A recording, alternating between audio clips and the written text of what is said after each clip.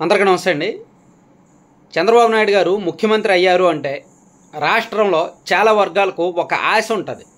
అంటే ఎంతో కొంత డెవలప్మెంట్ ఉంటుంది, ఖచ్చితంగా అభివృద్ధి జరుగుద్ది, మౌలిక సదుపాయాల కల్పన ఉంటుంది అనే ఆశ ఖచ్చితంగా ఉంటుంది. అలాగే రాష్ట్రం సంపద సృష్టి ఉంటుంది అనే హోప్స్ ఉంటాయి, ఆశలు ఉంటాయి, భవిష్యత్తు మీద ఆశలు ఉంటాయి, పెట్టుబడులు వస్తాయి, పరిశ్రమలు వస్తాయి. సో ఇవన్నీ కూడా చంద్రబాబు నాయుడు గారి అధికారంలో ఉన్నప్పుడు అనేక వర్గాలకి ఆశ ఉంటుంది.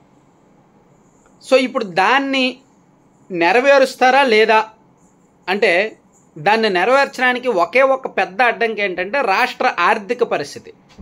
రాష్ట్రంలో డెవలప్ చేయడానికి డబ్బులు సరిగ్గా లేవు, మౌలిక సదుపాయాల కల్పనకి డబ్బులు సరిగ్గా లేవు.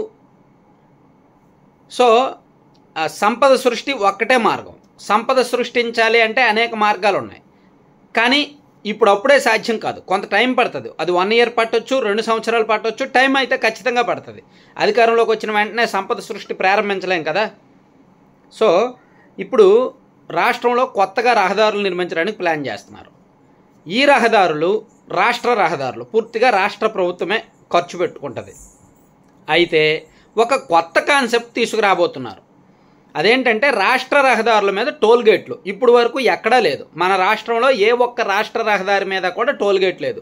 ఓన్లీ జాతీయ రహదారుల మీద మాత్రమే టోల్ గేట్లు ఉంటాయి. కానీ ఇప్పుడు రాష్ట్ర వ్యాప్తంగా దాదాపుగా 1600 కిలోమీటర్లకు పైగా రోడ్లు కొన్ని బాగులేవు, బాగా అస్తవ్యస్తంగా ఉన్నాయి, గోతులమయంగా ఉన్నాయి, వాహన రద్దీ ఎక్కువగా ఉంది, కానీ గోతుల కారణంగా ప్రమాదాలు జరుగుతున్నాయి. వాటిని అర్జెంటుగా తక్షణమే మరమ్మతులు చేయాలి అని గుర్తించారు. అయితే వాటిని మరమ్మతులు చేయడానికి నిధులు కూడా రెడీగా లేవు. సో ఇప్పుడు కొత్త కాన్సెప్ట్ ఏంటంటే అంటే ఇంకా ప్రాథమిక దశలో ఉంది, చర్చల దశలో ఉంది, పూర్తిగా కన్ఫర్మ్ అయితే కాలేదు. మీకు కావాలంటే డౌట్ ఉంటే ఈరోజు ఈనాడు పేపర్లో కూడా వేశారు, చూడొచ్చు. ఈనాడులో కూడా ఫస్ట్ పేజీలో వేశారు, ఎవరికైనా డౌట్ ఉంటే చూడొచ్చు. కొత్త కాన్సెప్ట్ ఏంటంటే ఒక 70% నిధులు ఇచ్చి మిగిలిన 30% గుత్తేదారులే సొంతంగా పెట్టుకునేలాగా, ఆ అమౌంట్ టోల్ గేట్లు పెట్టి టోల్ ఫీజు రూపంలో వసూలు చేసుకొని రికవర్ చేసుకునేలాగా, అలాగే ఆ టోల్ గేట్లు కొన్ని సంవత్సరాల పాటు నిర్వహించి ఆ రహదారులు మరమ్మతుల బాధ్యతలు కూడా వాళ్ళే తీసుకునేలాగా ప్రస్తుతానికి చర్చల దశలో, ఒక ప్రపోజల్ దశలో ఉందన్నమాట. అంటే ఒక ₹1 కోటి అయ్యే రహదారికి ప్రభుత్వం ఒక 70 లక్షలో, 65 లక్షలో, 75 లక్షలో ఇస్తుంది. మిగిలింది గుత్తేదారుడు సొంతంగా పెట్టుకోవాలి. ఎటువంటి లాభాపేక్ష లేకుండా అతను ఆ పని చేయాలి. కొంత జేబులో డబ్బులే పెట్టుకోవాలి అవసరమైతే.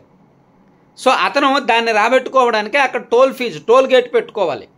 టోల్ గేట్ పెట్టుకొని టోల్ వసూలు చేసుకోవచ్చు. ఆ టోల్ గేట్ ద్వారా వచ్చిన లాభం అంటే తను నికరంగా తనకు మిగలగా ఇంకా లాభం ఉంటుంది కదా. సో మిగిలిన దాంతో ఆ తర్వాత సంవత్సరాలు ఒక 5 ఏళ్ల పాటో లేదా 10 ఏళ్ల పాటో రహదారిని మెయింటైన్ చేయాలి. రహదారి మీద గోతులు లేకుండా చూడాలి. సో దీనివలన 2 ప్రయోజనాలు. ఒకటి, రాష్ట్ర ప్రభుత్వానికి ఆర్థిక భారం తగ్గుద్ది.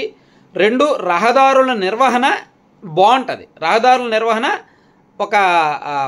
ఒక పార్ట్నర్కి ఇస్తారు, అంటే ప్రైవేట్ భాగస్వామికి ఇస్తారనమాట. సో దీన్ని PPP, ప్రైవేటు పబ్లిక్ పార్ట్నర్షిప్. ఇందులో పబ్లిక్ ఏంటి, ఆ రహదారి ద్వారా తిరిగే జనం టోల్ ఫీజు కడతారు కదా. సో ఇది ఖచ్చితంగా విపక్షాలు వ్యతిరేకిస్తాయి దీన్ని, ఎందుకంటే జనం జేబులో డబ్బులు కడతారు కాబట్టి. సో కొంతమంది చదువుకున్న వాళ్ళు, అబోవ్ మిడిల్ క్లాస్ వర్గాలు, ట్యాక్స్ పేయర్స్ యాక్సెప్ట్ చేయొచ్చు కాక, సరే పర్వాలేదులే, ఆ టోల్ ఫీజు కూడా నామమాత్రంగా ఉండాలి. ఏదో జాతీయ రహదారుల మీద టోల్ ఫీజుల్లాగా 100, 150 ఉండకుండా నామమాత్రంగా ఒక ₹20, ₹25, ₹30 వరకు నామమాత్రంగా ఉంటే పర్లా. ఎందుకంటే రాష్ట్ర రహదారుల మీద డైలీ రాకపోకలు ఉంటాయి. ఫర్ ఎగ్జాంపుల్, శ్రీకాకుళం నుంచి ఎవరో పాలకొండ వెళ్దాం అనుకుంటారు. పాలకొండలో ఉద్యోగం చేస్తున్న ఒక ఉద్యోగి శ్రీకాకుళంలో జాబ్ చేయొచ్చు. So daily up and down చేసే క్రమంలో ఆ టోల్ ఫీజులో 70లో, 80లో, 100లో ఉంటే ఎక్కువ కట్టలేరు కదా. అదే 20, 30 ఉంటే పెద్దగా ఆర్థిక భారం కాదు. సో అది ప్రభుత్వం ఆలోచిస్తోంది. నామినల్ ఛార్జెస్ పెడితే ఇబ్బంది ఉండదు. అలా రాష్ట్ర వ్యాప్తంగా 27 రహదారులు గుర్తించారు టోల్ గేట్లు పెట్టడానికి. అంటే రహదారులు అభివృద్ధి చేసి మరమ్మతులు చేసి టోల్ గేట్లు పెట్టి గుత్తేదారులకు నిర్వహణ బాధ్యతలు అప్పచెప్పడానికి. అవి ఏంటంటే శ్రీకాకుళం జిల్లాలో గారా, అలికాం, చింతాడ, బత్తిలి 84 కిలోమీటర్ల రోడ్డు ఇది ఒకటి గుర్తించారు. అలాగే కళింగపట్నం, శ్రీకాకుళం, పార్వతీపురం రోడ్డు 113 కిలోమీటర్లు, ఇది ఒకటి ఐడెంటిఫై చేశారు. అలాగే చిలకపాలెం, పొందూరు, రాజాం, రామచంద్రాపురం, రాయగడ 130 కిలోమీటర్ల రోడ్డు, ఇది ఒకటి ఐడెంటిఫై చేశారు. అలాగే ఉమ్మడి విశాఖపట్నం జిల్లాలో చూసుకుంటే భీమిలి, సబ్బవరం, చోడవరం, నర్సీపట్నం, తుని ఈ రోడ్డు ఒకటి 110 కిలోమీటర్లు, ఇది ఒకటి ఐడెంటిఫై చేశారు. అలాగే విశాఖపట్నం జిల్లాలో చూసుకుంటే విశాఖపట్నం, కొత్తవలస, శృంగవరపుకోట, అనంతగిరి, అరకూరు రోడ్డు 106 కిలోమీటర్లు, ఇది ఒకటి ఐడెంటిఫై చేశారు. అలాగే కాకినాడ, జొన్నాడ, రాజమండ్రి, రంపచోడవరం, మారేడుమల్లి, భద్రాచలం రోడ్డు, అమలాపురం, బొబ్బర్లంక రోడ్డు, అలాగే రాజవరం, పొదలాడ రోడ్డు, ఇది ఒకటి ఐడెంటిఫై చేశారు. అలాగే Eluru, Kaikaluru road, Eluru, Chintalapudi, Medisettivaripalem road, Bhimavaram, Kaikaluru, Gudivada road, Gudivada, Kankipadu road, Vijayawada, Agiripalli, Nuzvid road, ఇవన్నీ కూడా ఐడెంటిఫై చేశారు. వీటితో పాటు Guntur, Parchur road, Narasaraopet, Sattenapalli road, Vadarevu, Chirala, Parchur, Chilakaluripet, Narasaraopet, Piduguralla road, Kavali, Kaligiri, Udayagiri, Seetharampuram road, Nellore, Podalakur, Saidapuram road ఉన్నాయి. వీటితో పాటు Gudur, Saidapuram, Ravuru, Chitvel, Rajampet road, Mydukur, Tadicherla road, Pulivendula, Parlapalli, Bathalapalli, Dharmavaram, Damajipalli road, అలాగే చాగలమర్రి, పొద్దుటూరు, ఎర్రంగుంట్ల, వేంపల్లి, రాయచోటి రోడ్డు ఉన్నాయి.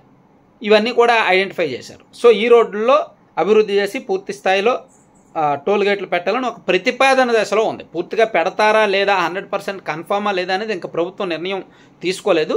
కానీ ప్రాథమిక దశల్లో చర్చల దశలో అయితే ఉంది, చర్చిస్తున్నారు, డిస్కషన్స్ అయితే జరుగుతున్నాయి. Thank you.